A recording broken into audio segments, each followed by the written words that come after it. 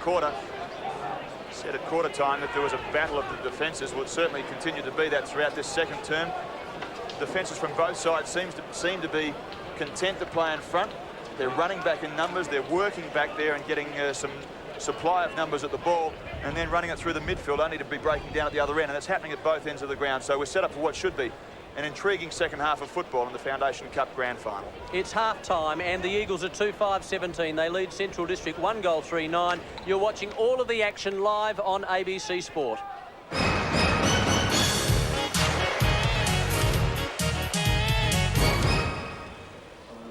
Welcome back. With me, League General Manager Lee Wicker. Lee, pretty good game. 8 points the difference at half-time. Yes, it is, David. I think it's fitting for a grand final to see such close scores. You'd be happy with the Foundation Cup format in general. I think the country games that the League have trialled this year have been a success.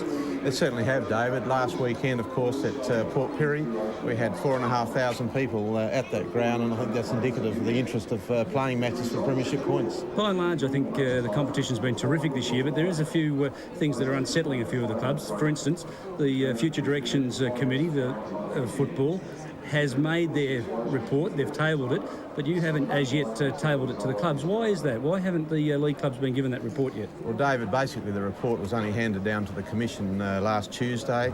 The Commission's meeting with the Future Direction Committee tomorrow morning, in fact, after which there'll be another series of meetings to finalise the report, and we'd hope to have it back to the league clubs early June. You haven't had any stress from the clubs for not getting it? Well, it's been a report that's been 15 months of exhaustive examination, and there's a lot of work that has gone into it, and there's a lot more to be done before it is handed down to the clubs. How do you feel that the development of a second side will affect, say, the Crows and the SANFL? Well, basically our charter was to ensure that the impact of a second side was minimal on the Adelaide Football Club, and also the structure of the South Australian League and the future direction of football in the state was of paramount importance to that report. You've had a fair bit of work to do around Football Park in recent weeks. I know that you've met with the Premier of South Australia, Dean Brown, to discuss the upgrading of Football Park. How are those discussions coming along? We had very fruitful discussions with the government a couple of weeks ago. There's an enormous amount of things that we'd like to improve here at the stadium. Things like car parking, seating, extra facilities for the public, catering, etc. And we're hopeful of putting further proposals back to the government later this year. Just coming back to that second side situation too, I know that Norwood have been rumoured to be having conversations with another AFL club, or perhaps even Sturt, in terms of merging and going for that licence. What's your opinion on perhaps Norwood's chances of success in that area? Well, David, at the end of the day, we would expect any club that had aspirations for the second licence to have an opportunity to make a submission, and be it Norwood or any other club, we would certainly not discount that opportunity for our 9 clubs. So there is something in the rules that would allow Norwood to merge with an AFL club? Well, basically, at the conclusion of the Future Directions findings and the report that's going to be tabled to the clubs, the clubs will have an opportunity to respond to that, be it singularly or in other fashions. Terrific. I suppose it's only fair that we put you on the spot tonight. Predict a winner for us?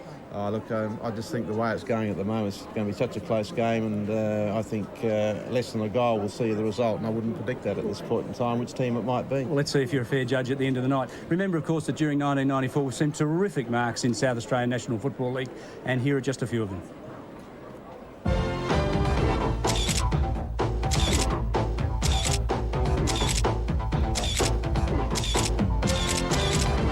Oh, look at that! Well, you're fine, Darryl Wakeland.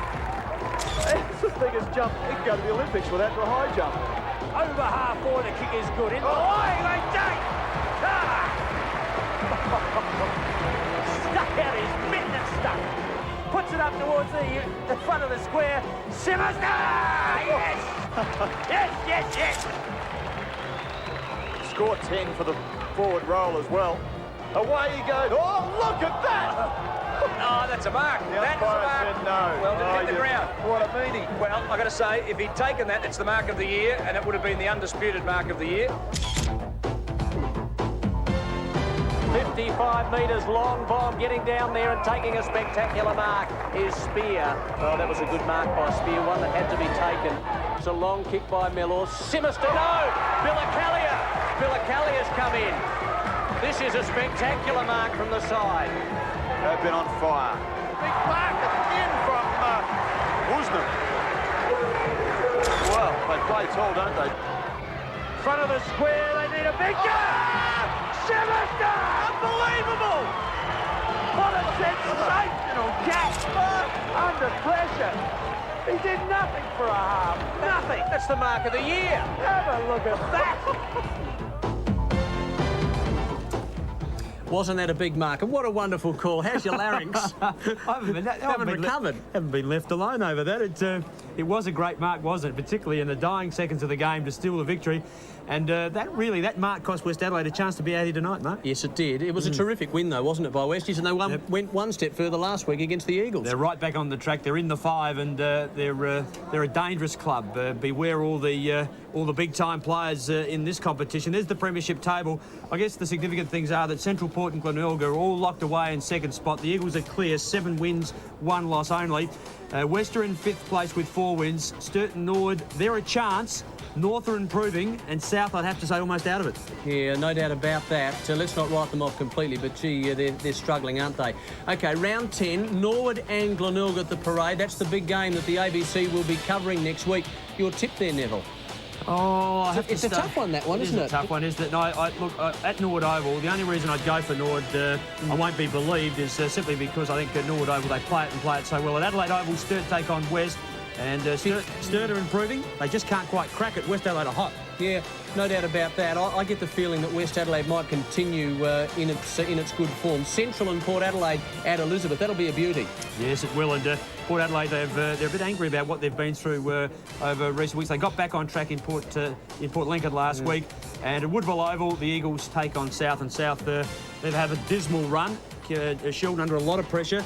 Let's hope that they can make a game of that at Woodville Oval. The Eagles at home would be hard. What about the Eagles and Central tonight, playing tonight and then having to butter up on Saturday? Yeah, I think in this day and age that players, as long as they're prepared, Bruce Winter will come off tonight, as Alan Stewart will, and they'll have, I think, a pretty light balance to the week. I guess the only thing that might damage their chances are injuries that don't come up. Players with corkies and things, another couple of days is pretty valuable. It's a good comp, though, isn't it? South Adelaide, as you said, I think it's fair to say the only team out of it at the moment. Well, it'd be just a tremendous recovery for South Adelaide to get back. And look, it's a big challenge, and if anyone can handle a challenge, Sheldon can. He did in his career, and he has as a coach. So, look, I wouldn't write them off. I'd just say it'd be an incredible performance to get back. But North Adelaide are the big improvers. They're probably the only ones in the bottom part of that, I think, that might be able to upset some sides. Yeah, North Adelaide and West Adelaide playing good footy. Port Adelaide are vulnerable, and that's an interesting point too as far as the comp is concerned. Port Adelaide supporters would love to see them continue to win, but the other teams have got a chance against them this year, haven't they? Well, they have, and it's not often we saw the Magpies beaten a couple of times in a row last year, round 13 and 14, and then into the finals. And again this year, but they've put 3 games with only 1 win between. They had 3 losses out of 4 games. It puts them, as you say, vulnerable, but the Magpies, they'll always be there in September, you can guarantee that. And so many young players coming through once again. A few players coming over from the border, but a lot of young players from the local league. Yes, there's. I guess that you can say that pretty much in this competition. Right across the board. Yeah, the profile of age in the SANFL is young, and the coaches are selected, I guess, on their ability to educate players and teach them how to play footy. And from that point of view, I think coaches like Bruce Winter are just fantastic for this competition. Alan Stewart's proved to be probably one of the best educators. Neil Craig's in the same boat, and we've got some experienced coaches around the place, like Jack Cale, who is absolutely fantastic. He's modern day success story. Jeff Morris, a young coach, also doing a good job at teaching players about the game of footy, because, as you said, the profile and age is really on the decrease. And with the national draft, just think about what will happen in November this year. Another draft, another 20 or 30 kids leave this competition. Then again next year, by the end of 95, crikeys, you and I might get a game. I won't. You might. Leading goal kickers. Let's just check the situation now as it stands. Simistar, the man who is really taking all before him at West Adelaide. 8 last week. He's got 37 for the year, and Taylor 8 last week as well. 35 for him from the Eagles. Actually, I think the 8 refers to the number of games they've played. Yes, it does. Simister kicked 7 last week. Yeah, good Hodges point. kicked 1, and Taylor kicked 3. A bit tricky, that. Yeah, well, it was, wasn't it? But Simister's been he's really stolen the show, hasn't he? As far as forwards go, a lot of the goals he kicks, Mark, are in the last half of the game too. We saw him at Waker. He kicked 5 in the third quarter and just destroy South Adelaide. We saw him here at Football Park a couple of Friday nights ago do a very similar thing in the last half. I will say about the Eagles, Taylor's right up there, but the Eagles seem to be a bit unbalanced with their forward line. They've lost Philippou. And as a result of that, Shaky's in the 2s, Nichols gone to half-back, Neiman's not playing tonight, so Taylor almost doing it by himself. Let's have a look at some of the best goals so far in 1994. It's now for the Magpies to go for. That kick was quite superb, and Hodges took it on his chest. So Hodges about 75 metres out. Have a look at this for a kick. Ravisi getting back, and that is one of the best goals you'll see. Taylor's been relatively unobtrusive today. He runs it towards the line. If he can get that large frame of his down, he's half a chance to get it back towards the centre area. Left leg, great smother. And the double blues now still not out of trouble because it comes back to Taylor. He punches it towards the goals. I think he's got it. What a great goal from Taylor. Over the top goes Barrett and Drisky. Olsen there. Symes can't grab it. Well done, Olsen. Oh. No! Oh, he knew straight away, didn't he? 5 points. Let's ride it with him. Front of the square, they need a big goal! Simister! Unbelievable! What a sensational catch! Under pressure. 5 points down. Simister, open goal. They've hit the front. What an unbelievable piece of play by West Adelaide. Many have said Jack Cale ages right before our eyes during situations like that. I think all coaches do. Yeah. I think it's a quick way to the grave coaching football teams, but he's been through it all before, Jack, and as I said earlier, they'll be back in September. What about this game here? It's a tight one, isn't it? It is, and significantly, Bruce Winter said in the press this morning that the last encounter with the Dogs in round 3, which the Eagles won easily at Woodville, they were very aggressive at the ball, and really the only difference between then and tonight, I think, is that they had tonight I think they've just kept their aggression up for a bit longer. Sure. And it's half time. There's just nothing in this game, and the work rate of the Dogs is good. I mean, they have to start underdogs. There's no doubt about that. But I think the league was right. I think it's going to go right down to the last quarter. All right, the Eagles lead by 8 points. Let's have a look at some of the highlights from the first half. Players to ground, in particular, was Arnold. Oh, they work it out brilliantly, the Dogs, and they're out of trouble again. McGowan, he gets into space, doesn't he, all the time. He's got squirt, but he chooses the left himself. And he puts it beautifully to find Huey Remus. Yeah, they're working back with their followers. Potter and the like are getting back, providing some extra numbers and playing it nice and cool. 12, 6 and 4 goals last week. He's opened up well. The Dogs get the first one. Glenn Freeborn, the 21-year-old, directs play to the right half forward flank. Taylor comes out, couldn't take the mark. It just slipped between his hands, kicks off the ground. Tobias running onto the football, and Tobias kicks the goal. Great work. Brilliantly read. And the temper's just starting to flare a bit, but it is good umpiring because they're just letting it go. And in keeping with the final, bounce it down and get on with it. The run of the game has been very good. And Freeborn stretches out on that left boot. It's a terrible kick. Didn't like it much at all himself, I don't think. Morford, clever. Caught is Steven Ziller. Gets rid of it. Tobias, beating everything. To ground, Jason Ziller. Tobias. Stevens has got him. The tackling's good. The body pressure's good. It's a great game of footy. To ground they go. Who thought? He usually does the impossible. He can't this time, and he is out of bounds on the foot. Squirt to Abbott is good, and the left footer puts it up high again, but they're not having a lot of luck through half forward. Devine with the punch. He got it away nicely. Through strongly was Pesh, and this is Cook. Chip, beautiful vision. Fine Stevens, 30 from goal. So some big highlights there. It's half-time in the Foundation Cup Grand Final. The Eagles and Central District. 1-3 to 1 goal. One at quarter time. It's 2-5-17 the Eagles. They lead Central District 1 goal 3-9. The margin is 8 points. And only 5 goals scored for the evening. Tobias and Taylor have one. Reimers has one for the Dogs. But a very low-scoring game. Let's just have a look at some of the stats. 10 more kicks, the Dogs, and in the air, they're supreme as well. But in handballs and statistics, quite often, and as usual, the Eagles dominate. They lead there. Frees, not much in them. A few more to the Dogs. Hit-outs in favour of the Eagles at the moment. Thank you, David. Thank you, Neville. Thank you, Ball Boys, and thank you, everyone. Here's David Mackay on the boundary. Former Bulldog champion and 1965 Magarey medalist. Seems a long time ago now, David, doesn't it? Hey, what about Michael Abbott giving me a blast walking out the umpires? They're still getting into me. Yeah, well, they said you wouldn't know. Now He's right too. Would he? Yeah, he's dead right. Oh, well, I give the umpires a hard time now, but I think they expect that. They've got to do a good job. And tonight's game they have, so I'll give them a plug straight away. Well, how did you win a Magarey medal if you gave the umpires a hard time? Oh, it was a lot different then. Playing football, as you know, is a lot easier. This talking, you get in a bit of trouble. People take you the wrong way. But playing footy was an easy game. You just had to get the ball. And that's what I'm so proud of Centrals tonight. Your mob have got in a bit of trouble now. Centrals can win this tonight. They've played very well, Centrals, in that first half. Well, I think that's a fair comment. I think they've played pretty well, but they've missed a couple of easy shots. And really, at half-time, they could have been ahead, your boys. Oh, yeah, bit of nervousness now. But the Eagles, they had to be with them now. Stewie wanted a good, even first half performance. Very windy conditions here. But now with that breeze coming around to the southwest for the third quarter, I reckon Centrals are in the big go. And I was very impressed with their commitment in that first half. I think they are a side that's come of age, really. Alan Stewart is, I think, with due respect to a few players who have left, he's got rid of a few players that weren't as committed as they could have been. Best thing that could have ever happened. Yeah, he's done the right thing. The side that he's got here tonight is a very committed outfit, and I think if they can get through tonight and say win, they could set themselves up for quite a fair while as a good, strong club. Yeah, there's a lot of pressure on them. The first final in 30 years, and I remember running in the ground in '64 in my first league game.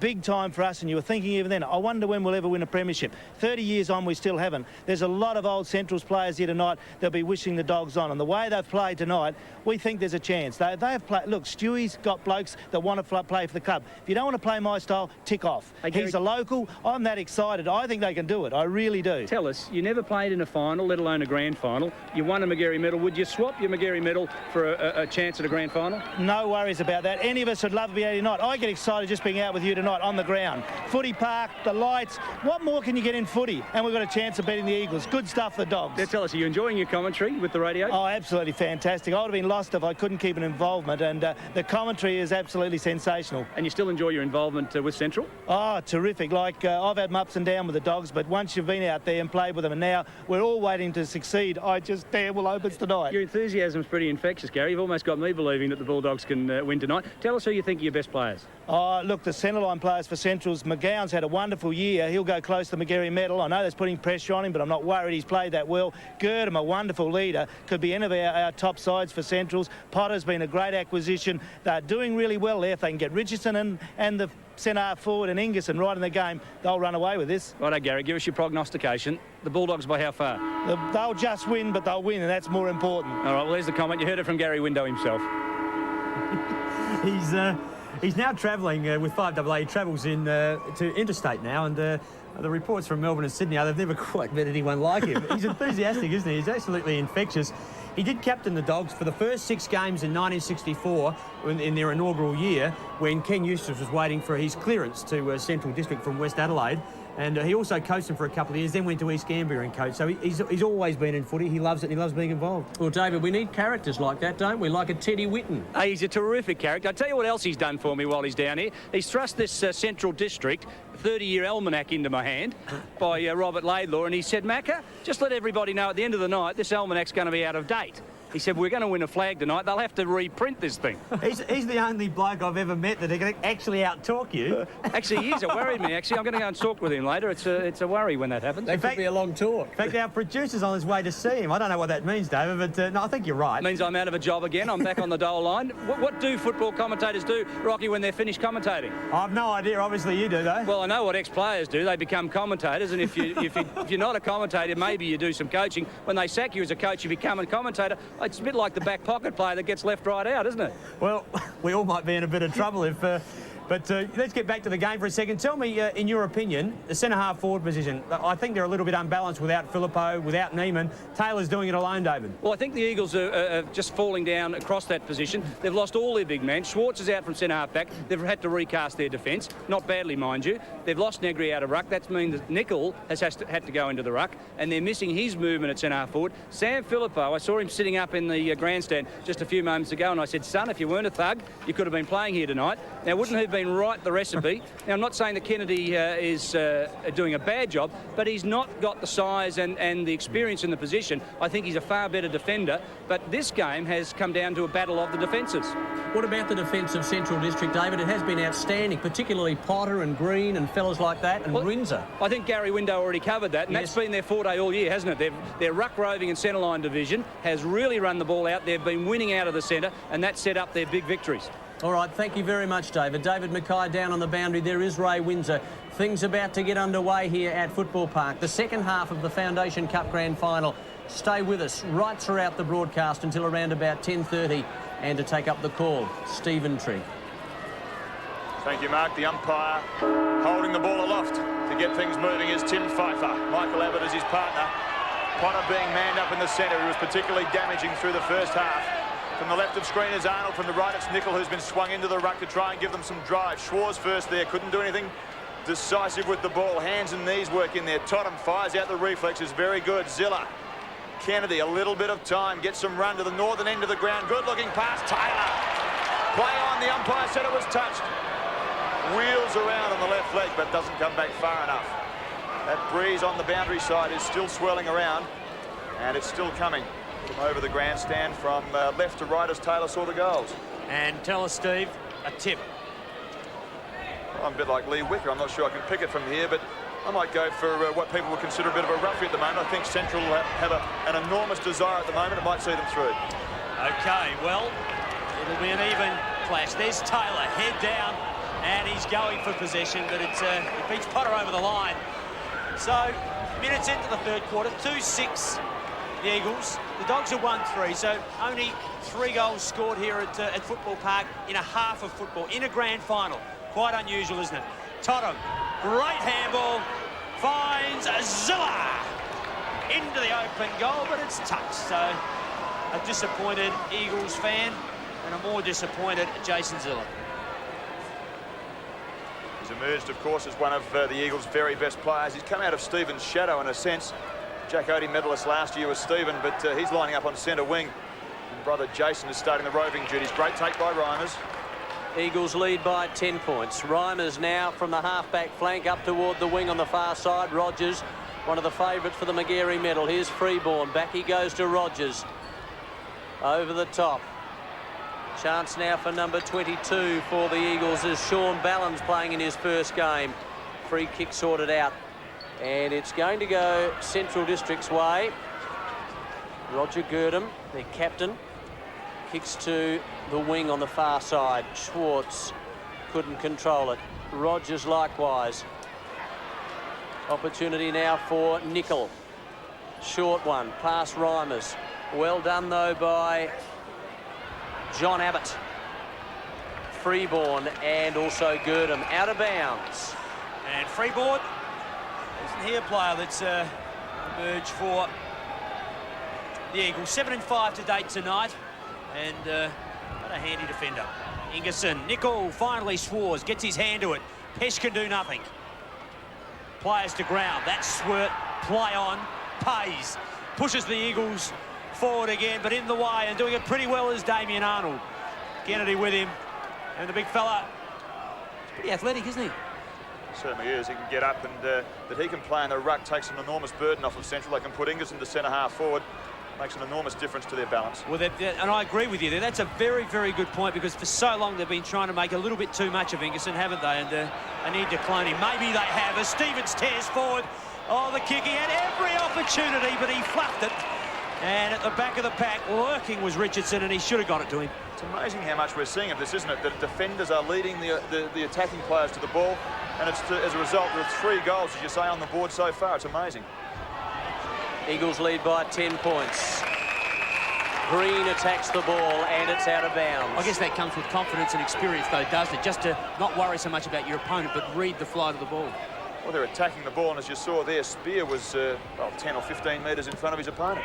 3.5 minutes, third quarter. Girdham at the back and off the ball, getting tripped over. Here's Tobias. Girdham, Roger Girdham. That was very good. Super tackle. Very valuable, aren't they? Turned the ball over. Tobias looked for all money to be away. Wonderful tackle. Dangerous sortie forward now. Here's Rogers. Well, gee whiz, he is playing very well, isn't he? He's a wonderful player, Rogers, very experienced. Cluzak, Totham, half-back, and now transfers play straight down the corridor. Long kick at the back is Abbott. Good mark up in front, taken by Kennedy. And Kennedy's about 60 out, little chip out wide to Freeborn. Just couldn't take it on the first grab. As a result, he was just held up, but he got the hand pass away.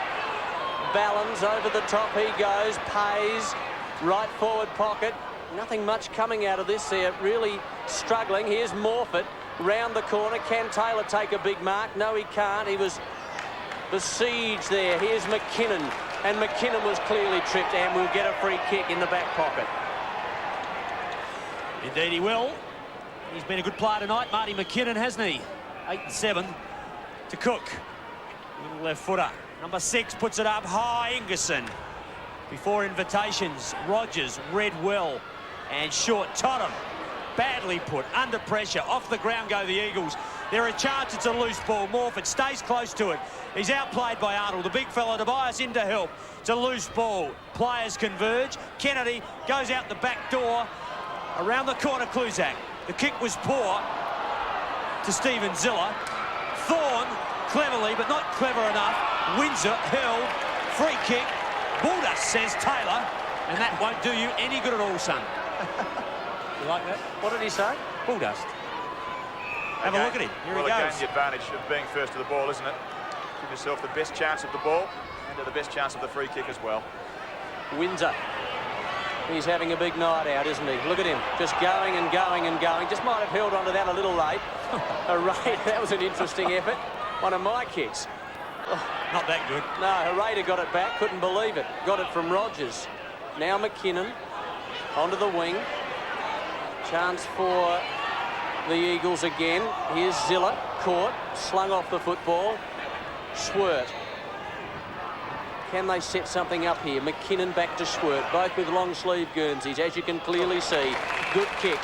And it hit his skipper on the chest. That was good. And back to McKinnon. Good sortie forward, this one. Long one, well inside 50. You look at Richardson storm out. Big chance now for them as Timothy Cook goes long and strong.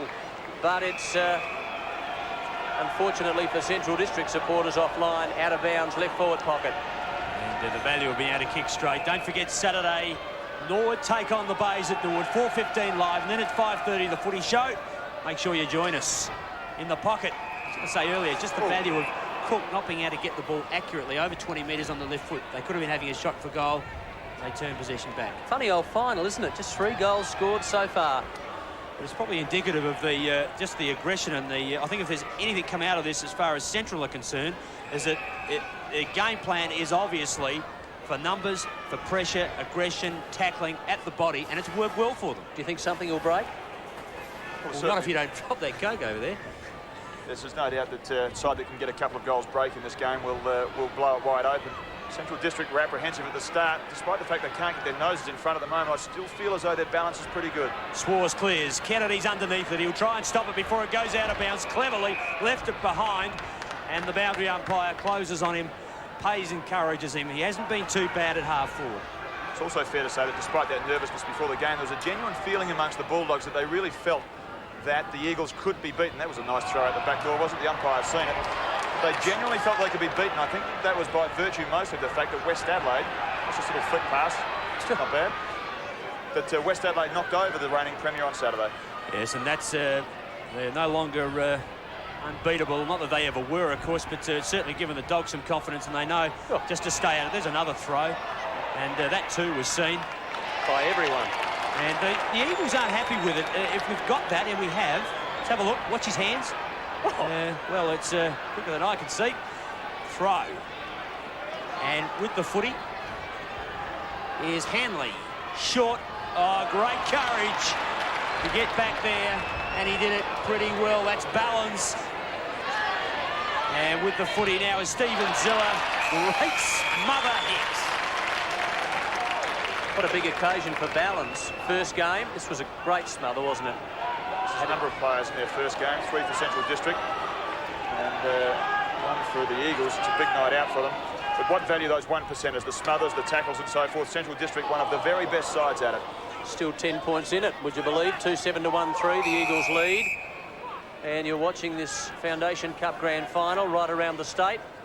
Good crowd, good conditions, no rain. 9 minutes, third quarter.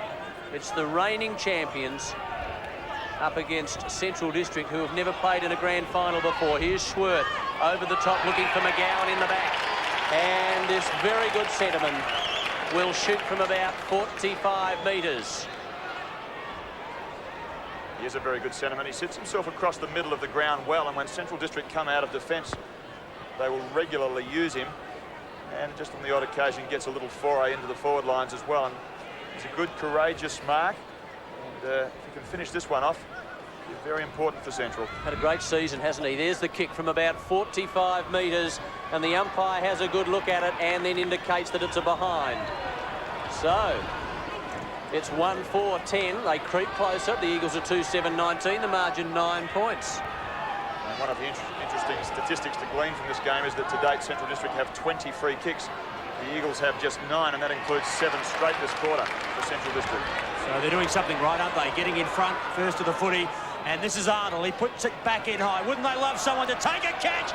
He tried pretty hard. Who was that? Hicks went high and a little early. Spear. Cool as you like. Have a look at this. Up the daisy. Bit early, though. Would have been nice if he'd come down with it. Ablett style. This is Rogers. Has a look. Not much offering. Goes straight down the ground. Kennedy underneath it. With him, Herrera. He's been there all night and he's done a terrific job. Potter caught. Tobias good tackle. And he'll get the free kick. Well done, son. Quickly on is the call. He goes out wide. They're trying to get something happening through half forward. Pays is there. He's covered by Dogs. Stevens goes backwards to Abbott. He's good on the left boot. He's got all the vision ahead of him. Swert in space. He's always in space. Has a bounce. He's quick and he's a big possession getter. Bad decision, son. Go back. That's it. On his left. And high. Made hard work of it to Cook. He makes even harder work of it. Play on. They got a free kick in the end. I beg to differ. Stephen Swert lifted the eyes. There wasn't a thing ahead of him at centre-half forward. All he had was Andrew Rogers. The decision to hold was good. Fair enough. I was taking it off the monitor and looking downfield, Steve. You've obviously picked that up. So he held on to the footy. He's good enough to get away with a chance for Green. He gets a quick ball in, but it's out of bounds. No time at all to do anything. It was just to pursue that point. An easy thing from the television, of course. Wrong decision, go back, looked awkward, got himself wrong. If he'd kicked that football, the Eagles would have turned it over. They then had space behind Schwerth. Could have been very dangerous. Not a bad decision at all. Good point. That's why we have experts like you here, Steve. And a ball up in the forward line. Do you have to say it with a smirk on your face like that? Not at all. It was a good point because at home you wouldn't have been able to pick what was ahead of him. And talking about Central District 12 minutes into this third term, how's their last 4 or 5 weeks been? This game's close. There's just 9 points in it. They've been involved in an 89-point thrashing of South Adelaide last week. They lost the week before by 86 points. Reimer's a chance. We'll just interrupt you there because Hanley's going to kick a goal if he can get around. Held. No free kick. Hard work. Cook. In high. Chance and Spear. Continue on, Steve. I'll just finish that off. The week before they lost by 86 points to North Adelaide at Port Pirie.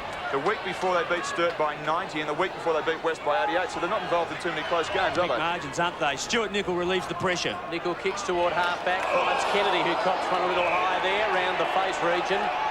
And he's going to get a free kick on the half-back flank for the Eagles. Oh, gee whiz.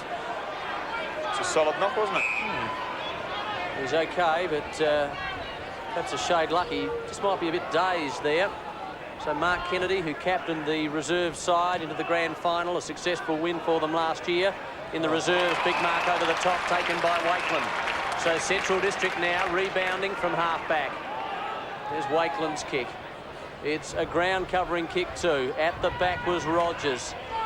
Chance for Kennedy again. Ziller in all sorts of trouble. It ricochets to the side. Swerd also in trouble. Good tackle. Pesh gets it to Totham. Totham infield, and it only goes as far as Central District's McGowan. He gets it to McKinnon, and they rebound superbly now. Over the top of Richardson. Chance for Brian Herrera, and Brian Herrera with a very long kick inside 50. Potter in front. No, it's Cook. He's controlling it okay. He's got a chance. Now they tie him up, and the umpire will ball it up about 40 metres in front of that goal. Fantastic passage of play, wasn't it? Great pressure from both sides. They're attacking the player with the ball strongly. And there's just not an easy kick to get out there at the moment. Typical of a grand final, I suspect. Ingerson gets the boot away, but Rogers reads it beautifully, goes on the left, and pinpoint accuracy, that's where he wanted it. Now, there's been 9 scoring shots for the Eagles, Steve, only 5 for Central. So the Eagles dominating. Bruce Winter, he'd be worried at the moment, but he's gone in pretty undermanned tonight. A little bit concerned. Spoke to him before the game. He was as cool as you like, though. A man who smiles and shrugs his shoulders when he says he's missing 3 of his key players is obviously fairly relaxed. Freeborn, long, and well punched away on that occasion by... The other end was Arnold. That's Potter on the boundary line. Don't forget, Foundation Cup final tonight. A very handy $17,500 for the winner. $10,000 for the runner-up, which would be much appreciated by the clubs. There's no doubt about that. Eagles lead by 9 points. Here's Peter Schwarz, who's come back from injury, the captain of the Eagles. Long kick to Taylor. Was he manhandled? The umpire said no, he was not. Here's Morfitt now running into the pocket. Getting back as Arnold. He got a hand to it. Good work by the big man. He lumbered after it, put out the big paw, and just touched it in time. Saw Scott Morfitt on Saturday kick a magnificent goal for the Eagles. He kicked 4 in the first term against West Adelaide to set up what seemed to be a lead that wouldn't be pegged back by the Bloods, but it was. Morfitt reasonably quiet tonight. 6 and 5 and no goals, so he's a dangerous player, never out of it. This is Hicks, Damien Hicks. And, he's a very talented player too. Kluzak, body work. Umpire says play on. Reimers, Stevens, he leaves it behind and makes the tackle and worked very hard at the second effort. Great second effort, wasn't it? Let the ball go behind him, but worked back strongly. Strength. Great piece of work. The ball was held to him. Good decision. Bounce down, Kluzak. And Swirt, a chance. He's in space. On the wrong foot. Richardson against spin. Oh, goes not quite. He's paid him, holding on to McCree. Oh, he nearly did it magnificently just on the catch. What a magnificent take. Have a look. Held the opponent at bay with one arm and then dragged it back in. Now, Macquarie's come back onto the ground, or at least come onto the ground to replace somewhat enigmatic Robert Chopper Hanley, who's gone from the ground playing through half forward. Saw Macquarie in a Foundation Cup game last year in the country, and he was quite sensational, so he's obviously got some ability. Could be a very, very good move by Alan Stewart. They need this goal to put a bit of pressure on the Eagles. They've been in their forward line too many times for no score. In he comes. What's it up? The crowd reckon it's pretty good. The umpire thinks it's pretty good. The Dogs with their second, and they crawl 6 points closer. They only trail by 4. Well, it's been coming, hasn't it? They've had entry after entry inside of that forward line. I thought the thing that Macquarie had done wrong in the first place was to lead straight down the corridor, because it really cut off Stephen Schwert's leg. Leading hard down the, perhaps towards us in the grandstand would have been the way to go, but he cut it off a bit. Schwert did well to drag it back as far as he did. And in the end, well, if the mark wasn't going to be paid, certainly the hold was. He's a very hard man to stand, is Jason Spear. Very athletic, and it was a good piece of work by Macquarie. Eagles by 4 points, 2-8-20. Central at 2-4-16. Was that the spark to ignite a Bulldog comeback here? It's back in the centre. It's an awkward bounce for a Central District because Nicol got his hand to it first. Umpire says play on. It's very congested. Totham over there trying to do something with it. So too is Schwert. He's standing over players now. And umpire Tim Pfeiffer will come in and ball it up. Alan Stewart, in his 4th year as coach of Central District, he's genuine when he says that Central District have to win this game. There's no happiness from his behalf just getting into this game. It's a genuine competitor, and he'd love for Central to win this game for their confidence. So Schwarz has the footy, got it from Freeborn, and now Pays and kicks to touch. A very experienced player, Andrew Pays. Out of bounds between the wing and the half-forward flank on the far side for the Eagles. Big chant goes up around the ground. Almost brought a tear to the eye before the first bounce when there was the Centrals around the ground and plenty of supporters in. It was a nice touch. And incredibly, both these teams have scored, the Eagles about 20 goals a game this year and the Dogs 17. Both only 2, and we're nearly at the end of the third quarter. Nail-biting and riveting football. Arnold, Nicol in ruck.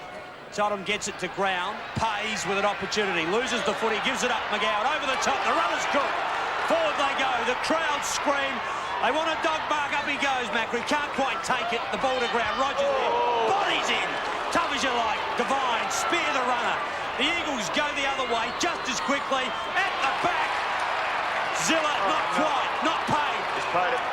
He has paid it in the end, and under pressure, I think, from crowd and players, Jason Zilla, he's at 50. It was a magnificent kick by Spear. Watch this through half-back. That's what's called a penetrating kick. Carried 60 metres, one take, just. Taylor, no!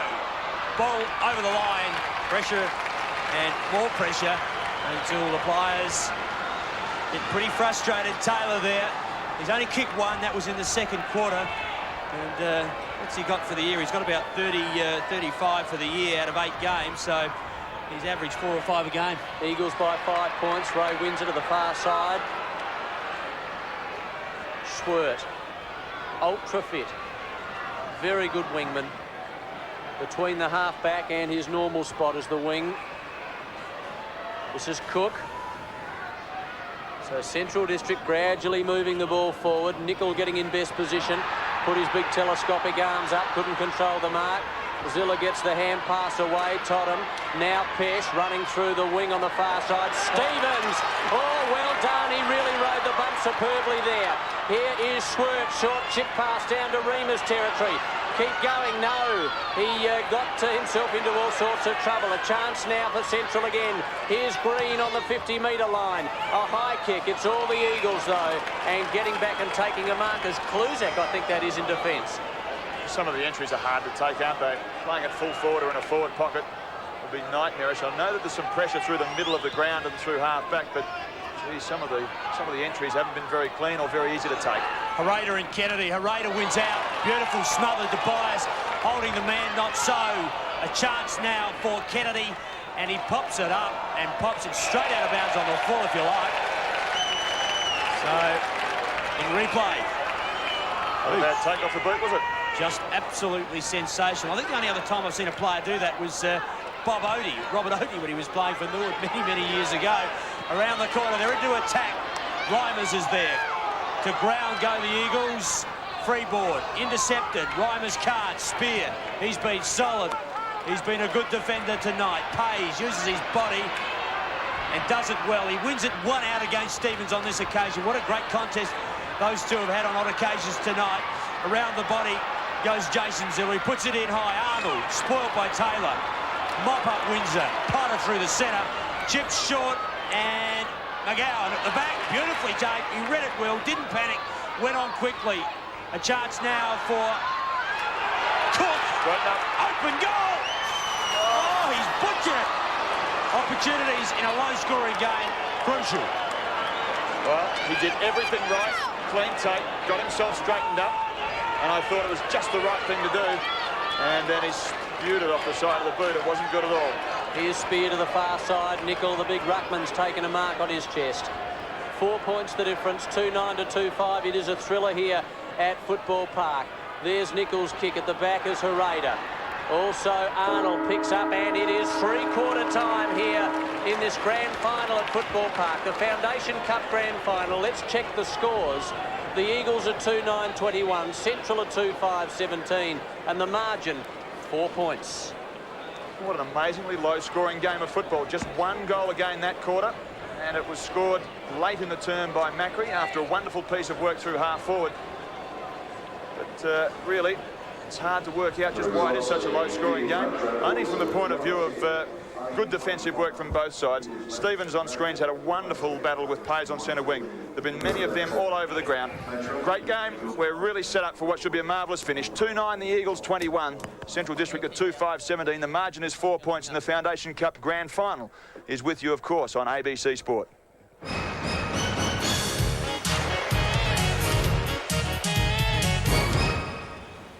And with me down on the boundary line, Central District half forward and Crow half forward, Shane Tongery. Shane, a pretty good match tonight. Yeah, it's a very close game. Hopefully that the Dogs can come out and win it. Well, do you think they can? I hope so, yeah. I reckon they've got a good shake last quarter with the win. I hope so, yeah. Must be a difficult emotion for you to come to grips with tonight, the fact that you've enjoyed success, you've gone up to the Crows, but you've missed this grand final tonight. It's one thing to play for the Crows, but also you miss out on the grand final chance with the Dogs where it's come from. So hopefully we can come out and win it, and hopefully the boys can, come out with a success. What sort of feeling does it give you knowing that they could win tonight and you won't be part of it, but you're sitting in the crowd watching them? How do you rationalise that inside? Well, there's a lot of boys that miss out as well, like a couple of blokes with broken ribs and blokes on suspension, so those blokes miss out as well. So I'm along the categories with them, so I'm sort of sit on the sideline and hopefully get up and enjoy the success as much as possible. Shane, let me ask you tried out with North Adelaide without much success. Yeah. You were convinced by Gilbert McAdam to go up to Central. You've been very successful there. You've enjoyed your football. You really have flourished. What is it that brings out the best at Centrals? Oh, I think the club atmosphere is absolutely fantastic. We really close bonding group. We're, the boys are experiencing it tonight. We haven't won against the Eagles at all, and here we are only a couple of points down, so hopefully we can come out with the grand final. Well, early in the season, the Eagles thumped you by nearly 10 goals. This is nothing like the side that got thumped. No, it's nothing like the side. We're a lot close-knit side. We're, hopefully we can just come out and win this game, yeah. Alan Stewart said that the club won't get respect until they win a grand final, but I think tonight, win, lose or draw, the way they've played this game, they're going to earn a lot of respect. Yeah, respect is what we're actually after, really. A lot of clubs have been downtrodden on us for a long time, and we've been trying to get our own back. Well, I think tonight, if you keep playing the way you will, you might just get there. Silly me asking you for a prediction, but who's going to win at this stage? Dogs. Good luck. No worries. Thanks, Shane. That's right. Thank you very much, David. It's three-quarter time here in this big grand final. It's quite an extraordinary one, isn't it? Very low scoring, 1-3 to 1-1 at quarter time, 2-5 to 1-3 at half time with the Eagles leading. They still lead, but only by 4 points, 2-9-21 to 2-5-17. And the major goal scorers, firstly for the Eagles, Tobias and Taylor, one each. And Central District, just Reimers and Macri, one each. So it's been a very, very low-scoring game. But we've got some fantastic pictures for you. Firstly, the stats. Not much in it, really, is there? 14 kicks in favour of Central District. I guess the free kicks... Yeah, significant? Well, obviously not. Was 7-0 in the first part of this quarter, sure. So that was pretty significant in that I think Central District making the play. Sure. OK, let's have a look at some of the highlights from the first three quarters. Sorry. Relieves the pressure. Nickel kicks toward half-back, finds Kennedy, who cops one a little high there, around the face region. And he's going to get a free kick on the half-back flank for the Eagles. Gee whiz. It's a solid knock, wasn't it? So Mark Kennedy, who captained the reserve side into the grand final, a successful win for them last year. In the reserves, big mark over the top, taken by Wakeland. Bounce down, Kluzak. And work, a chance, he's in space. On the wrong foot, Richardson against spin. Oh, no, not quite. He's paid him, holding on to the tree. Oh, he nearly did it magnificently just on the catch. They need this goal to put a bit of pressure on the Eagles. They've been in their forward line too many times for no score. In he comes. What's it up? The crowd reckon it's pretty good. The umpire thinks it's pretty good. The Dogs with their second. And Neville Roberts, nothing much has changed since our half-time chat, really, has it? No, not at all. And the scores, the margin's probably been reduced only by a couple of points. It's 4 points the margin here. The Eagles lead. And it is a tight game. I don't think I've seen Central keep the pressure, physical pressure up. David Mackay's on the boundary. I think it's the best I've seen. The physical attention of a side from the Dogs, certainly all this year. And what an improvement from round 3 where they got belted by 58 points by the Eagles. I think that's the key, Neville. If you look around the ground tonight, the intensity of Central District has really improved tonight. They are gaining respect, regardless of the outcome of tonight's match. The way they've played today has taken them up 2 or 3 notches. They've proven that they can match it with the best. And I think they have doubted themselves in previous years, but not now. There seems to be a steely resolve about them. They certainly look much, much stronger at the ball. Well, David, what's going to happen? Is there going to be an explosion? Will something significant happen in this last quarter? Well, we're looking for somebody to take this game by the scruff of the neck. Just somebody who can do that bit of magic that sets it up for their teammates. Perhaps it's going to be an Andrew Taylor mark. Perhaps it will be somebody across the Central District half-forward line. Who? Macri, perhaps, takes a hold of this match and really rips it apart. Watch for young Scotty Camporelli playing tonight, number 58, son of Vinny Camporelli, the old umpire. Thank you, David Mackay on the boundary. Here's Stephen Trigg to take up the call. The last quarter of the Foundation Cup for 1994. Here we go, right on cue. Michael Abbott holds it up. And a big roar goes up for the Foundation Cup final. The final quarter, and way up over the top goes Arnold. Does it well. Big pack of players in. Have a look at that for some intensity in the middle of the ground. They work it out with a series of handballs. Jason Ziller on the leg, gets it in short, looking for Freeborn. He's been switched into attack. Thorns there, picks up, wheels around, chips it around the body. Where's Taylor? Not there this time. He was working back into the play. The Central District defence hold up well again, and Harada pushes it to the far side. Into the path there of a player in Richardson, but he can't haul it in. Goes over, so at quarter time, 2 points in it. Half time was 8 points in it. Three-quarter time, just 4 points. The Eagles haven't been headed yet, but Central District, you just sense that their work rate's been good enough to keep them in it, and indeed could get them over the line first. Morfitt in the long sleeve jumper. He might hold the key also for the Eagles. He's a goal-scoring ruck rover, and can be pretty dynamic when he's faced with goals to score. Girdham. Around the corner he goes. And at 8 and 9, he's been a reasonable contributor. He's taken 3 marks, and he would love this. It's been 30 years since they joined the competition. Central District, they're cupless and flagless. Can they fix that tonight? Nickel, Ingerson gets the knock. Rogers quickly. In fact, that was Haylock, number 13, and Balance takes control of the player on the ground. We're at Footy Park. It's live. The Foundation Cup Grand Final. $10,500 to the winner, $7,500 to the loser. Eagles lead by 4 points. And they have held a lead for most of the game. It's been tight, uncompromising football. And that was a clear illustration of that. Absolutely. Players from both sides are throwing themselves in. Stewie looks on pensively. Andrew Rogers, last one up. I wonder if he could get himself a berth in the June 21st state game versus Western Australia as skipper. Certainly having a wonderful season so far, and a well-decorated player could be. And he will lead the Crow Eaters in that outing here at Football Park. Eagles are 21, Central are 17, 4 points the margin.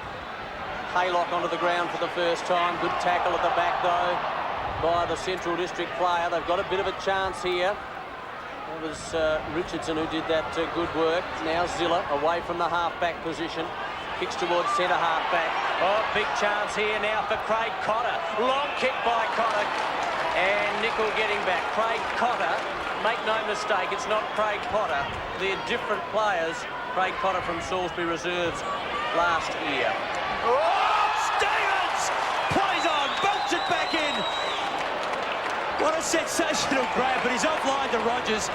Oh, he just surprises. He can do everything, Stevens. He just has a crack at doing everything. Far side of the ground, we've got Camporelli. Now with Devine. Through centre wing they go. He lifts the eyes, has a look. He's got Kennedy on a lead. Taylor there. Big pack. And the ball over the line. And Stevens, have a look at this. Such a hard worker. He can do the special thing as well. I suspect it's the reason that Bruce Winter switched his wingman earlier in the game to try and shut down Stevens, because he can be such a very, very damaging player. Just 4 points in it. And Central District through Swert, go forward, up toward right half forward. Kluzak at the back. Peter Schwarz, the captain of the Eagles, just runs it over the line. If you've just joined us, it's 2-9 the Eagles, 21, Central at 2-5, 17. 3 key players pulling out early for the Eagles, Negri, Neiman, and also Alan Schwartz.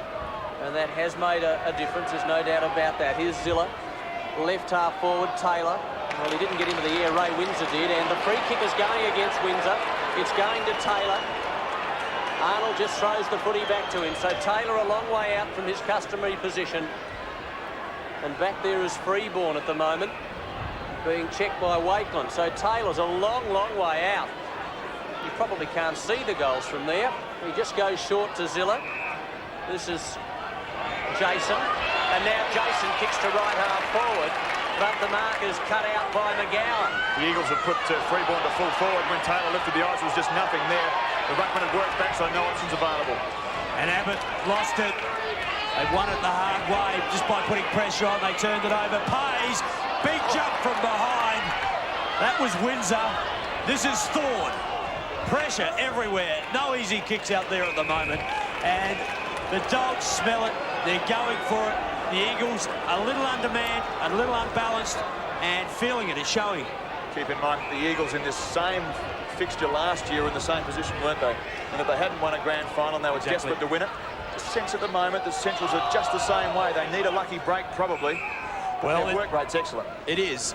And maybe that was the result of a comment that, or comments that Stewart's made. He said this morning's press that it's an opportunity for every player to give his heart and soul and to stand up and be counted.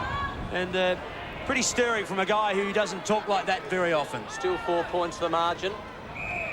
I know they'd love to win it, Neville, but they've done a marvellous job so far, Central District. Sympathetic favourites. I'm sure most South Australian supporters would love to see them, as they did with the Eagles this time last year, get a flag. Throw in right forward pocket for the Eagles. Arnold over the top. And this is very hard, tough football. And the rain, thankfully, has stayed away.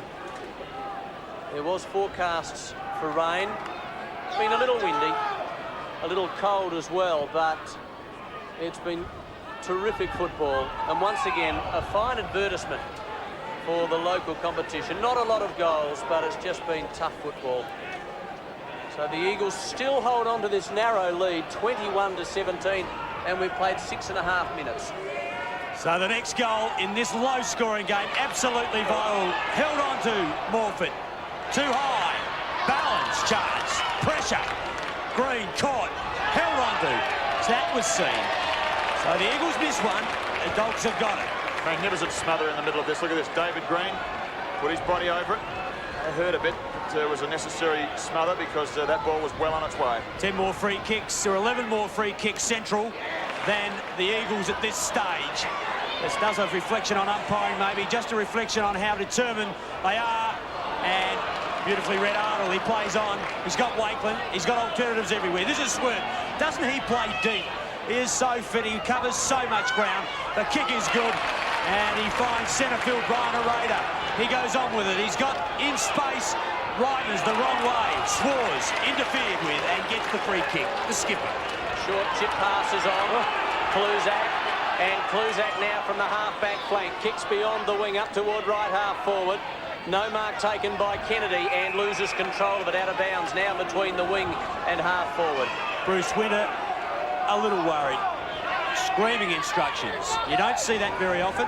He doesn't want to use the runner here. Kennedy's done a reasonable job, hasn't he, as a focal point? Not bad. First game back for this year. And a seasoned defender, in a sense, played a lot of his football at full-back.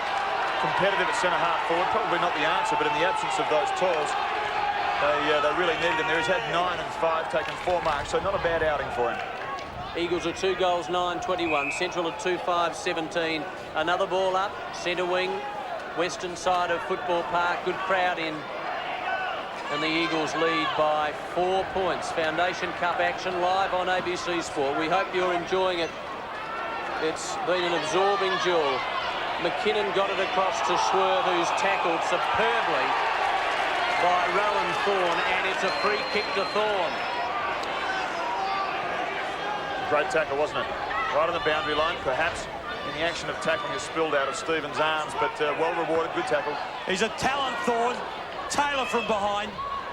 A little ambitious, probably.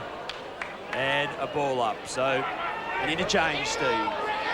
This looks like Abbott's coming off, and Laird is coming onto the ground, limping very heavily. Started brilliantly, Abbott. Tough player, so a fresh player at this stage of the game. It's an important move to make. To right it is. With the footy on that occasion was Stephen Ziller. Thorne dispossessed. McGowan uses the ball well. Ingerson could have got him behind that to take the mark. I think he realises it too. Just didn't read it well. And it's out of bounds. But it's forward of centre for the Dogs. They trail by 4 points. The crowd are very vocal here at the moment. I'm sure their support's for the Dogs. If they get the next goal, the pressure right at the feet of the Eagles. The throw in. Just forward of centre wing. At the back, Swerd, a quick kick forward. They're in with a chance here. Caught, Tobias gives it up to Cook. Inside, he finds Richardson, who goes long. He's offline.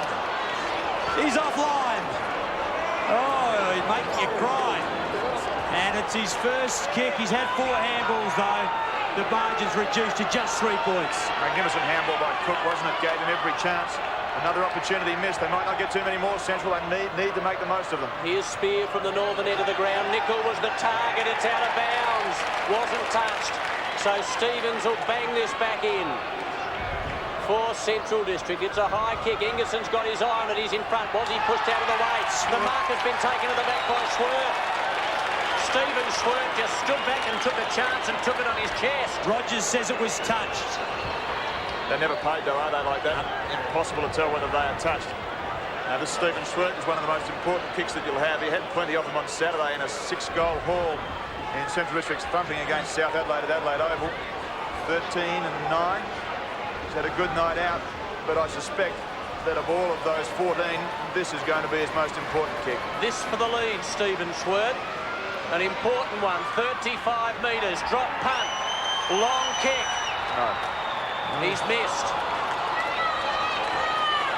Well, the drama continues at Westlakes. What's the difference? It's the battle of inaccuracy, isn't it? It's amazing. Spear is a very good player, but he's now under some siege as Central pepper the goals. Indeed they do. Arnold caught underneath it. Stevens is there. They've all misjudged it. Stevens goes back for it. He's got support in McGowan. He sells the dummy. Chips around the corner, and it's a shocking chip. He must have seen somebody in the grandstand. This is Nicol. Got it back for the Eagles. His kick is good. Tobias. Just forward of centre wing. He goes in long. Taylor by himself. He's got it. Left. Unguarded. Well, for one of the first times tonight, a forward sits himself in front, and when the ball drops short, you can reap the reward. Now, what an important turnaround this is. Schwert has a shot for goal 30 seconds ago, and now Taylor has a chance to blow the lead out to 8 points. And don't underestimate the wind here. It's pretty gusty. Controls the ball down. He's muffed the kick completely, and the wind is difficult. He's played on Wakeland, in trouble. Potter goes back. They've got out of trouble. Gurdon. They need to do something with this. Stevens. Or Laird it was. He backed himself, tried to run around the player, kicked it out on the full. Hayes now for the Eagles. Taylor at the back. Well done by McKinnon. Marty McKinnon. Cool. Oh, almost. That was Cotter. He was the one lunging. Craig Cotter. But it's out of bounds between half forward and the right forward pocket for the Eagles. Pressure for first gamers, isn't it? Say it again? Pressure for first game absolutely players. Pressure. 3 players, as I said, representing Central District for the first time. 1 for the Eagles. There's plenty of it on there. Won't want to make a mistake. Zilla kicks well inside the 50-metre region. Freeborn is there, so is Wakeland. It ricochets to Tobias. He's caught. Umpire not blowing the whistle, out of bounds. Left forward pocket. So the Central defenders, and maybe the Eagles supporters won't agree with this because they haven't got a lot of free kicks. They've handled the pressure in their defensive area very well indeed. Big knock Arnold. Chart Stevens, isn't he working hard? I remember at Subiaco last year, I was running for the state team. He was absolutely exhausted, and Michael Taylor asked me to ask him if he had any more left in him. He just looked at me, he was half unconscious, and he said, yeah, of course I have. And he did the work. He's a great player. I admire him a lot. They're 2 points up, the Eagles. They'd love to get the next goal. It might just win it for him. We're 13 minutes in. A chance now for Potter.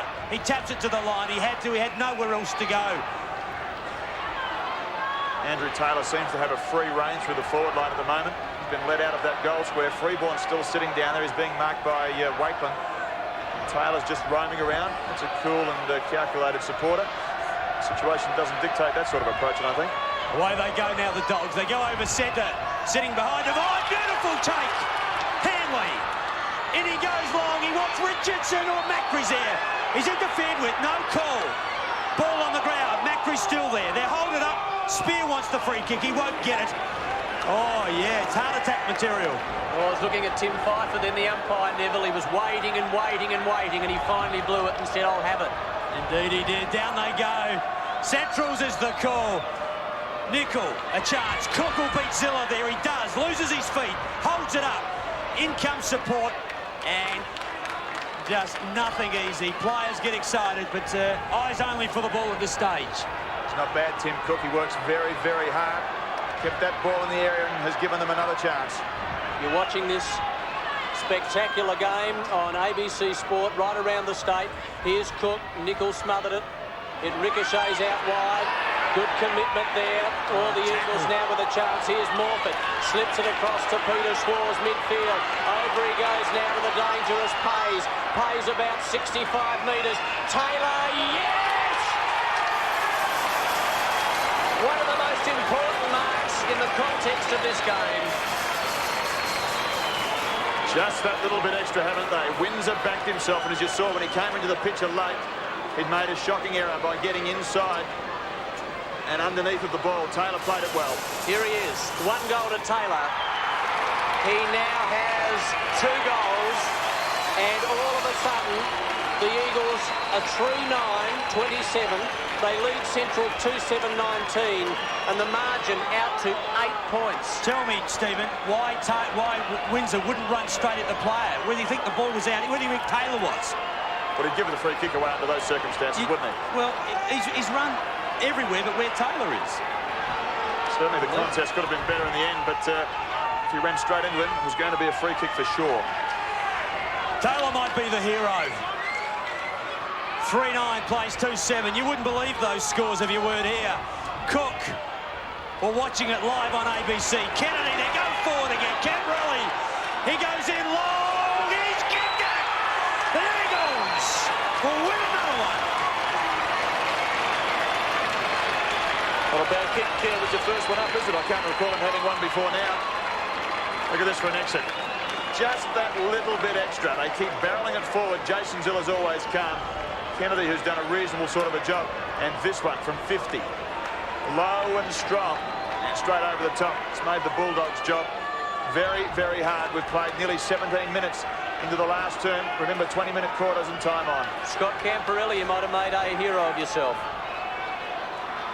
Approaching time on. It's 4-9 to 2-7. Central have only kicked 2 goals in 3 quarters. They've got to kick 2 now in about 10 minutes to win the football match. Kennedy lost it. Squirt was there as well, and also Morford. Free kick, Eagles. Central District. Eagles erring there, and this is Cotter. Defensive side of centre. Craig Cotter. Long kick. Just almost inside of 50. Kluzak was the high fly. Girdham over there as well. Anthony Ingerson trying hard. Peter Schwarz does well. No, it was a throw. Oh, this is critical. Well, this is critical. And Chopper Hanley gets on with it. He wastes little time. Long kick, Macri. Oh, at the back. Well done by Nicol. He's played the back play superbly tonight, Stuart Nicol. Big mark, that one.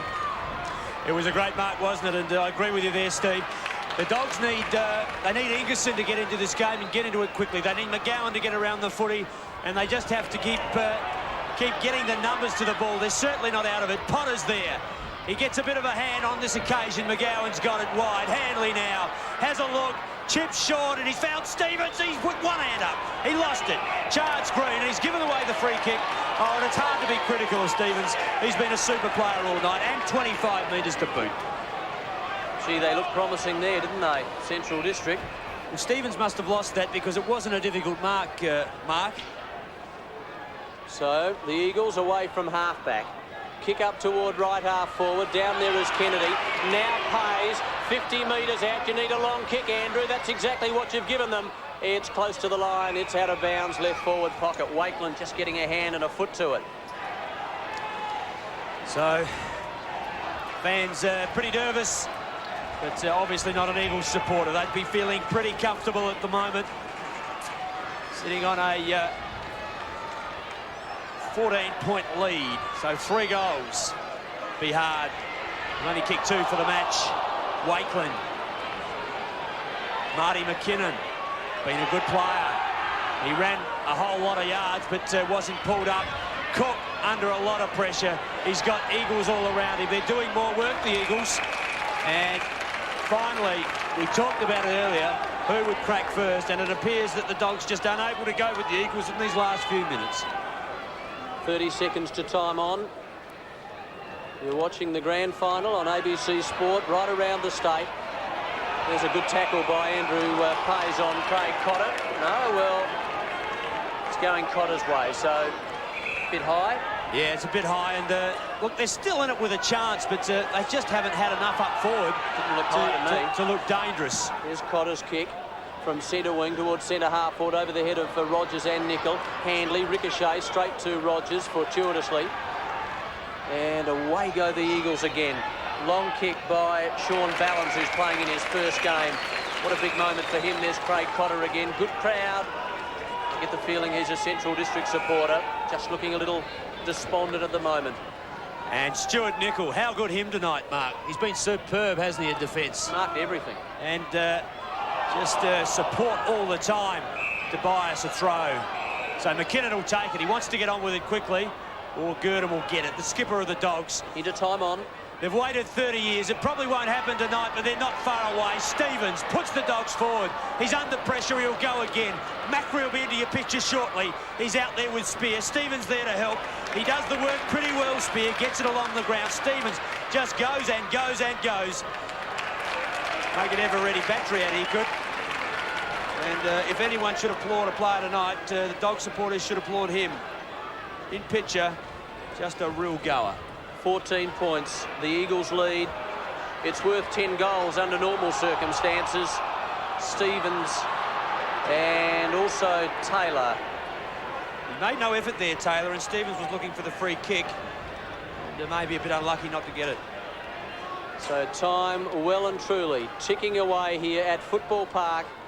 Taylor doing the ruck work, then goes in and just shoots out a short one out wide and wastes more time. They're playing for the Foundation Cup. The Eagles won one last year. Central District have never won a grand final, day or night. And wouldn't they love to win that one? But at the moment it does look as though the Eagles will win it, and they have. So the Eagles win back-to-back Foundation Cup finals. The margin 14 points as their fans start to rejoice. And what an extraordinary game of football. One of the lowest scoring games I've ever seen, 4-9 to 2-7.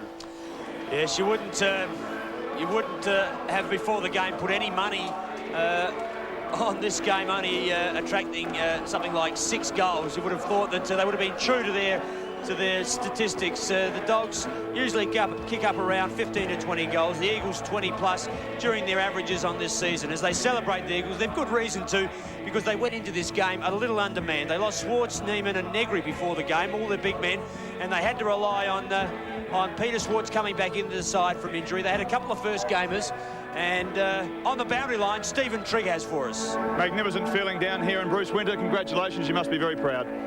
Oh yeah, I mean they bounced out pretty well after Saturday's performance. I reckon I can put that in its proper perspective now.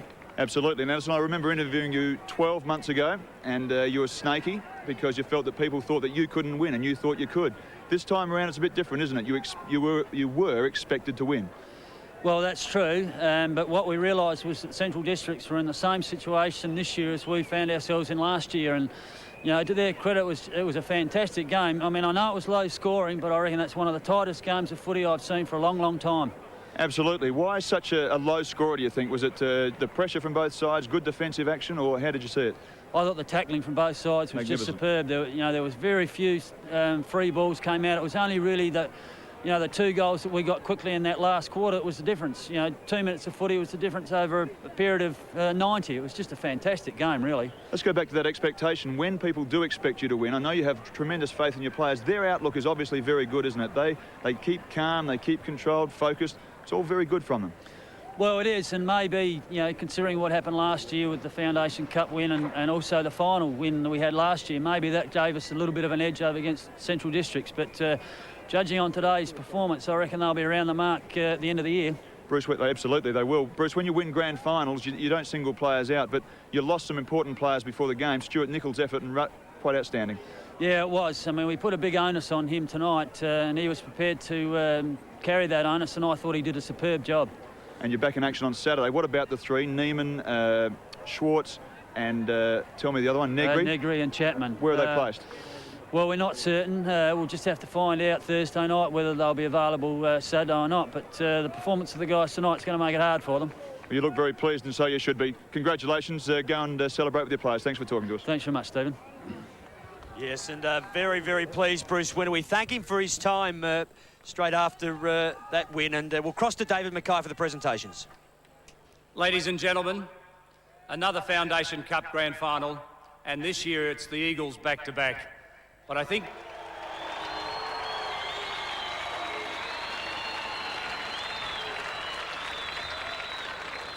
you'll agree with me that even though it was a very low-scoring match, that Central District should be applauded for the way in which they played the match and had a chance of winning it right up until the end.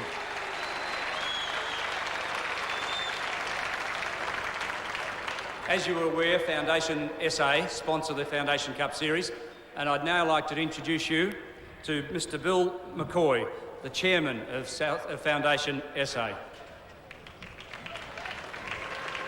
Thank you, David. Foundation South Australia works very hard to promote good health for all South Australians.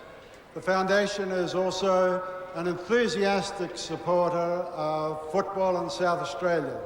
Tonight we have witnessed a titanic struggle. Congratulations to the Eagles for a well-deserved win, and congratulations also to the Bulldogs, who are gallant in defeat. Thank you, Bill.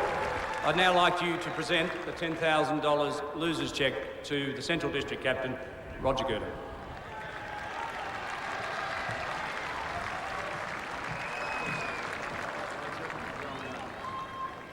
Firstly, thanks to Foundation SA for putting the money up. I thought we were a bit stiff tonight. We put in hard, but maybe if we had a kick those couple of goals, we might have won. So we've got a lot of respect for these blokes over here. They play the game hard, and we probably play a pretty similar sort of game. And hats off to the Eagles. You know, they've been a benchmark for the last couple of years. But we won't disgrace tonight, and we'll be back and we'll have another crack at them.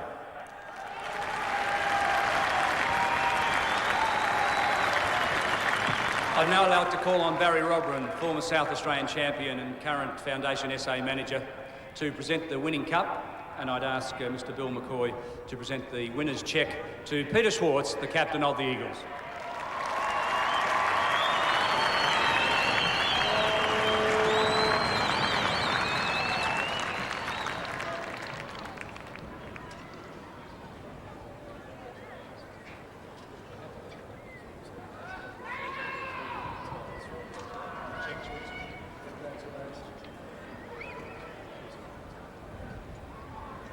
Firstly, thanks to Foundation SA and also the League, and also thank you and commiserations to Centrals. They slugged it out with us all night, and as Roger said, we've also got a lot of respect for those blokes. This is, I suppose it's for, not just for the 22 blokes that played tonight and the coach and the coaching staff, but also for every player that's played at league game up until now this year, for getting us into the Foundation Cup final, and I know they'll celebrate this win pretty well tonight. Thank you.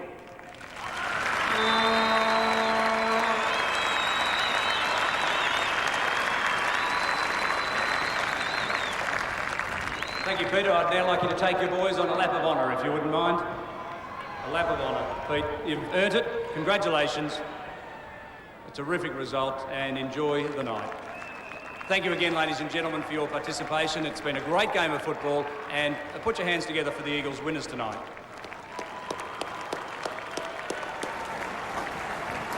Thank you very much, David Mackay, down there with the presentation. So, a big win for the Eagles. Back-to-back Foundation Cup wins tonight. Not a high-scoring game, but in the end they won quite convincingly, Neville, in the context of the game, 14 points. Well, it was, Mark, because they doubled their score in only 2 minutes of football.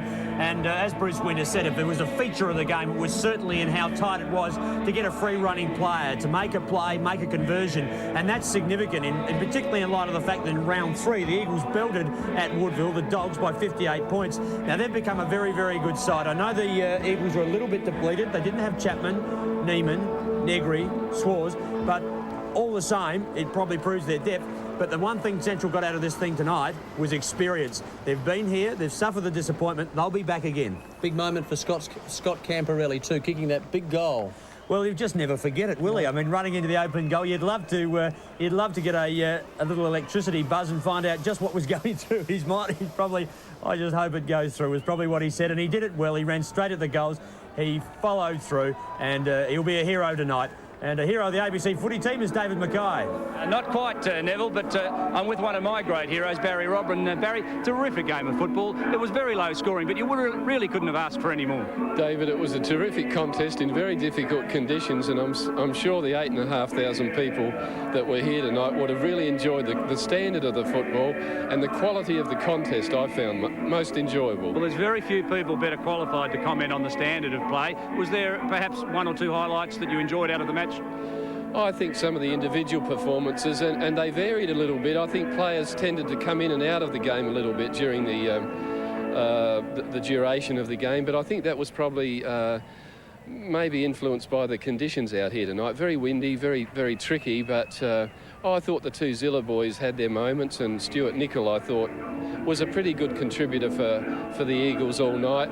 I thought Taylor up forward was always dangerous, and some of the better Central Districts players, young McKinnon did well, Stevens at times on his wing, so it was a game played in patches, I thought, but most enjoyable. Well, a lot of people would have been critical of the very low scoring, but it really was a battle of the defences. It was, yeah. Both defences very, very tight, and I guess the precision of the kicking into the forward line was made difficult by the wind here tonight. Barry, yours and Foundation SA's involvement in this series has been terrific. Can you please take our thanks back? And it's great to see you here enjoying your football. Thanks, David. Yeah, the Foundation enjoy and look forward to their involvement with league football, not only here in the metropolitan area, but it's good to see the league taking the game to the country. I think that's most important. Having come from the country, we're very pleased that the league this year did take football into the country.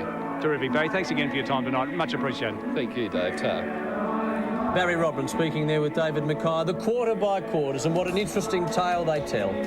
Yes, don't they just? It just was low scoring. I guess that's the feature of it. And if you take anything out of it, as I said, the Eagles, they doubled their score in a couple of minutes of footy in the final quarter. There was a lot of inaccuracy. Certainly Central had their chances, particularly in that last quarter when even Stevens would an unfair to highlight it, but an experienced player with an opportunity. Cook was another one. And they could have had the pressure right back on the Eagles. They could have stolen the lead, and it might have been a whole different story. But the point is, they've been there. They've had the experience of it. They performed very, very well. There was nothing wrong with that tonight, and they've played the best team in the competition. Okay, the goal kickers. Well, there aren't too many of them. We don't need to labour the point. Taylor 2, Camporelli 1, DeBias 1, Remus and Macri, the 2 goal kickers for Central District. Here are some interesting stats from Neville Roberts. Yes, well, you can see that just proves there was very, very little in it. In the end, 8 more kicks by the Dogs, the marks, aerial contest. The frees probably the thing to highlight. 10 more frees for the Dogs. But once again, I'm not pointing that out as to make a point to the bad umpiring, because I think the umpiring was very good, and in fact they let the play go in a tough game with body on body and lots of tackles. It was fantastic. I think it just pointed out that the Dogs were in there, they were doing it hard all night, and they were getting the benefit of the free kicks, as these pitches will show you. Stuart Nicol relieves the pressure. Nicol kicks toward half-back, finds Kennedy, who cops one a little high there around the face region. And he's going to get a free kick on the half-back flank for the Eagles. Gee whiz. It's a solid knock, wasn't it? So Mark Kennedy, who captained the reserve side into the grand final, a successful win for them last year. In the reserves, big mark over the top, taken by Wakeland. Bounce down, Kluzak. And swirt, a chance, he's in space. On the wrong foot, Richardson against spin. No, not quite. He's paid him, holding on to McCree. Oh, he nearly did it magnificently just on the catch. They need this goal to put a bit of pressure on the Eagles. They've been in their forward line too many times for no score. In he comes. What's he done? The crowd reckon it's pretty good. The umpire thinks it's pretty good. The Dogs with their second. Craig Potter from Salisbury Reserves last year. Oh, Stevens! Plays on, bolts it back in. What a sensational grab. Oh, he just surprises. He can do everything, Stevens. He just has a crack at doing everything.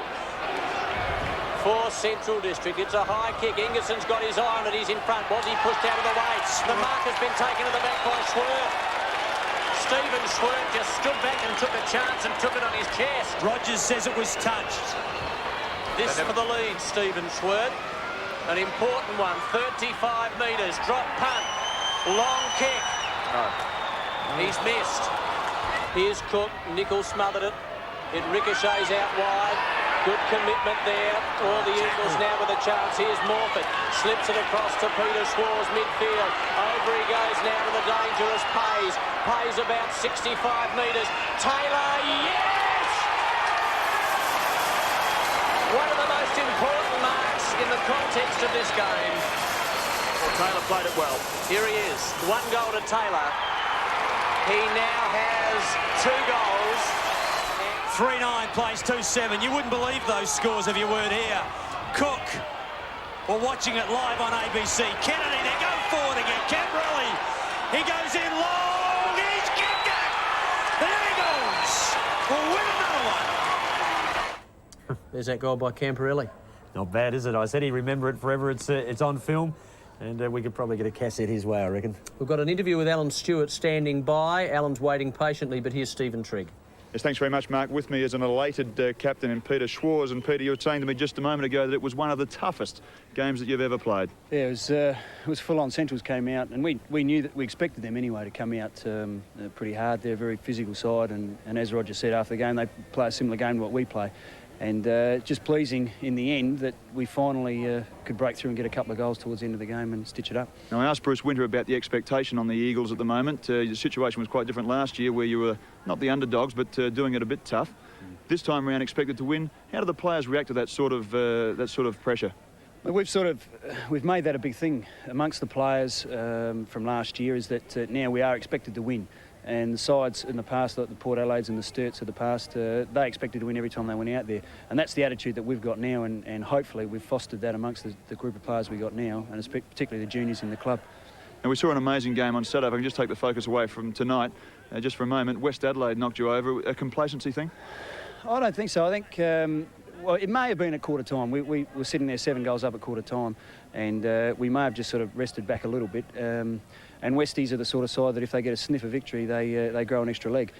Well, you bounced back well tonight, and as we said, it was a physical game, a very low-scoring game, perhaps because of that the tough nature, the approach of the body and the ball. That's right. I think the windy conditions too, the wind was blowing straight across the ground, which made it a little bit difficult to deliver properly up forward. And I think both defences were pretty much on top, and that's why the scores were so low. Are you enjoying holding this cup up at the moment, 3 in a row? It's a nice feeling. As Barry Robin said before when he was giving it to me, he said it's a nice habit to develop, and he's dead right. Andrew Rogers obviously happy that you're back into the side tonight, because I noticed that he was clutching it like a baby there. That's right. Well, once you get your hands on those, you don't want to let go of them. Good on you. Well, good luck for the rest of the year. Thanks a lot, Steve. Yes, he can't wipe the smile off his face. He'll have a big night, Pete. I think they'll all enjoy their win. Bruce Winter believes in that. And they've got to come up Saturday to face South. The Dogs have got to come up and face Port. But he is a good captain, isn't he? I mean, he leads from the front. He's a great performer on the ground. And as a defender, he very rarely lets them down. All right, here's David Mackay. Thank you, Mark. With me, Central District Coach Alan Stewart. Alan, a very difficult night for you, but I think you could go away with it satisfied that your boys really earned some respect tonight. Yeah, I think that we set out a target once we knew on Saturday that we're in the Foundation Cup final, that this particular finals appearance that we had to play in a manner which at the end of the day, that if we were good enough we'd win, but more importantly we wanted to have the respect of the supporters that were here tonight and the supporters that are at home. We wanted to play well enough that they would be satisfied that we had a fair dinkum go, and I'm pretty sure that the boys did have a fair dinkum go for the whole game tonight. That's what you told them after the game? Oh yes, I think that you've got to be realistic. There was a lot of disappointment in the rooms because we were defeated, but there are two ways of losing, and I thought we lost with a lot of pride tonight. Well, speaking of that, my mind casts back to last year's final against Norwood. We really were in a winning position at half-time and just threw it away in the second half. That must have been a bitter pill to swallow. They've obviously learned from that, because tonight they were just terrific. They were very, very hungry. Yeah, I think there was a lot more honesty on display tonight, and that's something we've worked on.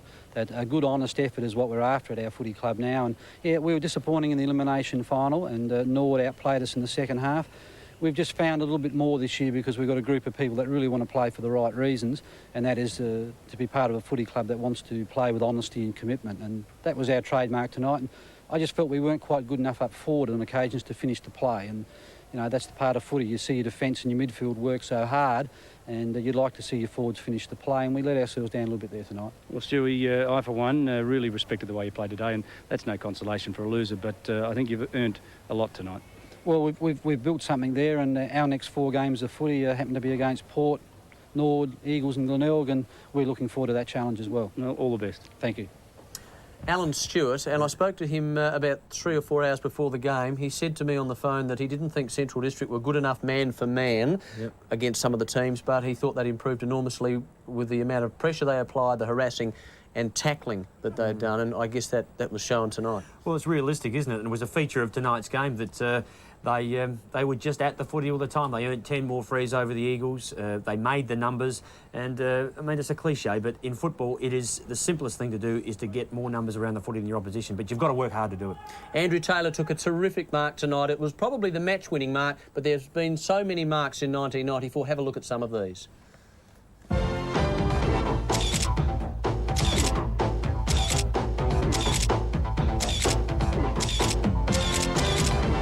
Oh, look at that! Well, you mind, Darryl Wakeland. That's the biggest jump. He can go to the Olympics with that for a high jump. Over half forward, the kick is good. In the way, they take! Stuck out his mitt and stuck. Puts it up towards the front of the square. Simmers! Ah, yes! Yes, yes, yes! Score 10 for the forward roll as well. Away he goes. Oh, look at that! Oh, that's a mark. That is a mark. Said no. Well, it hit the ground. What a meaning. Well, I've got to say, if he'd taken that, it's the mark of the year, and it would have been the undisputed mark of the year. 55 metres long bomb getting down there and taking a spectacular mark is Spear. Oh, that was a good mark by Spear, one that had to be taken. It's a long kick by Mellor. Simister, no! Billicalia's come in. This is a spectacular mark from the side. They've been on fire. Big mark again from Woosnam. Well, they play tall, don't they? Front of the square, they need a big Simister! Unbelievable! What a sensational catch! Under pressure. He did nothing for a half. Nothing. That's the mark of the year. Have a look at that. Well, some wonderful marks there. Good conditions, though. We're going to get some pretty heavy conditions over the next couple of months, though. Well, you'd think so, and we've been blessed, as the league have and the clubs playing in this competition, some night footy, and the track should get heavy shortly. OK, we're all going to get involved here, all of the commentators, not the producers and directors, though. We thought we'd just keep it in-house. Norwood and Glenelg, that's the big game next week, fellas, at the ABC. We'll be covering. To you, Stephen and David, your tip on that game? Well, it's hard to tip against Norwood at home, isn't it, David? They play so very well there. Apart from a game that Mark and I saw in round 2, where Central District absolutely demolished them, and it was one of those rarities. What about your pick? Well, I saw Glenelg last week, and they were terrific. They really just ran the ball very strongly. McGuinness up forward was terrific, and I thought they're going to take a power of beating, and I'm not sure that Norwood right at this stage are up to it. What about Glenelg's forward line, David? If you saw them last week, how did they function? Caldow at full forward? Well, he's going to be a good player. I still think, and I stand behind what I say, he's a good run, he's a good lead, he's got a good leg, the way he kicks the ball, but he's just a bit fine and a bit light to play full forward. I really think he can hold down a forward pocket. They have tremendous runners, of course, to give them plenty of options as well. Oh, they do. I mean, he's kicked 3, but he's kicked 3 in his 3 league games, so he didn't get any in his first 2, and I just wonder whether Bradley Smith at this stage is not a better option. What about you, Neville Roberts? Well, I think I'd have to Norwood are off a bye, and as you said, first up at Norwood Oval, they like the confines there. Glenelg are a good side. It should be a tight one. I'll go for the Red Leagues. Sturt take on West at Adelaide Oval, Stephen. Sturt, a loss at Port Lincoln. They're not far off the pace, we keep saying it, but they just don't know how to win a game yet, I don't think. And West Adelaide, they're just on fire. Couldn't phrase it any better, Neville, about Sturt. They've won 1 in their last 6 after a blistering start to the year. I did have the privilege of speaking to one of the players at the Clare Gourmet Day over the weekend, and they're genuinely confident about betting. No secrets. Hayden might be watching. There's plenty of confidence about beating West Adelaide. I think what he was saying was that they lead into a Port game, and Sturt don't believe that they can win. Now, but they genuinely think they can beat West Adelaide. Are they thinking that West Adelaide have pumped themselves up for Port Adelaide and the Eagles? Well, I'm not so sure about whether they've pumped themselves up necessarily for that, but they definitely believe that they can beat West Adelaide. It's going to be a challenge, of course, because Mark Aston and I saw West Adelaide last week, absolutely fantastic against the Eagles. Well, we should ask Neville Roberts whether he thinks West Adelaide can keep up their good form. Oh, well, I do. I think they've got some real confidence now. They've got Sinister Symes, Mellor playing some great footy, Barrett and Pope on the ball, and Morris is well respected. And I think West Adelaide keep on going. Elizabeth Oval, Central Port. Yeah, Central and Port, fellas, your tips there? That's a hard one. They've earned a lot of respect tonight, Central, and I don't think it was that hard to work out. I'll go the roughie. I'll tip Central at home at Elizabeth Oval. Hard to beat. Round one wasn't good for them. They threw it away in 10 minutes. Always difficult to come up very quickly. I think Central District, I think they've got the wood over Port Adelaide. It's a good tip.